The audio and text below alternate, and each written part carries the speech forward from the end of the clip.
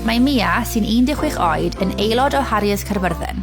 Yn yr ysgol gynradd, cafodd Mia ddiagnosis o fath prin o ganser o'r esgyrn a arweiniodd at dorri ei choes chwith i ffwrdd. Ni wnaeth hyn atal Mia rhag cymryd rhan mewn chwaraeon. Dechreuodd gymryd rhan mewn athletau cader olwyn, ac eleni, gyda choes prosthetig newydd, mae'n cystadlu yn y digwyddiadau disgen. Daeth Mia yn ail yn y gystadleuaeth rhyngwladol i rai dan 20 oed, yn gyntaf ym Mewncampwriaethau Athletau Llŷn Cymru, a theithiodd i Trinidad and Tobago ar gyfer gemau ieuenctid y Gymanwlad, lle cafodd hi'r 4ydd safle. A former pupil of Hale Goffa, Llynos loves a challenge and always has a smile on her face. Llynos has been a regular competitor for the Carmarthenshire Special Olympics team for the last 25 years.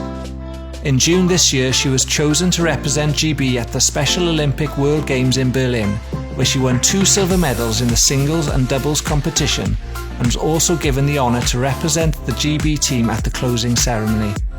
Llynos has also been appointed as Active Community Ambassador for the Walk, Talk and Run group that meets twice a week at Llanelli Leisure Centre.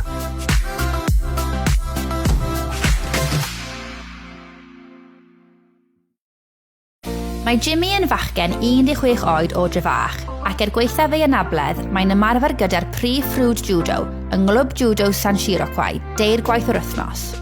Ym mis Awst, cynrychiolodd Jimmy dîm Prydain Fawr ym Mewncampwriaethau Addasol Agored, lle enillodd fedal arian yn y categori 66 kg. Mae Jimmy wedi ddewis i fod yn aelod o dîm Addasol Judo Prydain, lle bydd mewn gwersyll hyfforddi yn Japan.